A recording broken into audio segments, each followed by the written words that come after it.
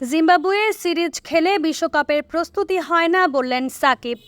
টি-20 বিশ্বকাপের আগে ঘরের মাটিতে জিম্বাবুয়ের বিপক্ষে 5 ম্যাচের সিরিজ খেলছে বাংলাদেশ। এটিকে বিশ্বকাপ প্রস্তুতির অংশ হিসেবে দেখছে টাইগার বাহিনী। তবে সেটিকে বিশ্বকাপ প্রস্তুতি বলতে রাজি না সাকিব আল হাসান। শুক্রবার 3 মে চট্টগ্রামে শুরু হয় বাংলাদেশ জিম্বাবুয়ে সিরিজ। প্রথম ম্যাচে নাজমুল হোসেন শান্তরা জিতেছেন 8 উইকেটে। ম্যাচটিতে জিম্বাবুয়ের হতশ্রী ব্যাটিং, বোলিং ও ফিল্ডিংয়ের চিত্র বাংলাদেশের প্রস্তুতিকে প্রশ্নবিদ্ধ করেছে। এবারের টি-20 বিশ্বকাপে খেলার সুযোগ পায়নি সিকান্দার রাজাদের জিম্বাবুয়ে। সেই দলের বিপক্ষে সিরিজ খেলে প্রস্তুতি নেয়ার বিষয়ে অনেকেই সমালোচনা করেছেন। তবে দলের পক্ষ থেকে বলা হয়েছে টি-20 ছোট বড় দল বলে কিছু নেই।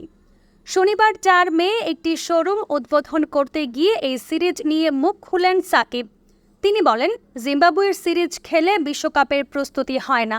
সাকিব আরও বলেছেন, পাপন ভাই আমাকে অভিনন্দন জানাননি বলে আজকে আমি ফোন দিয়ে বলেছি, পাপন ভাই এতদিন পরে সেঞ্চুরি করলাম, কি দিবেন?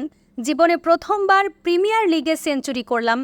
এরপরে সাকিব মজা করে জিম্বাবুয়ে সিরিজে খেলার বিষয়ে বলেন, প্রথম 3 ম্যাচে তো সুযোগ পাইনি, পরের 2 ম্যাচে যদি নির্বাচকরা রাখেন, সেজন্য প্রিমিয়ার লিগে চেষ্টা করেছি ভালো খেলার জন্য, যেন তারা আমার দিকে তাকায়।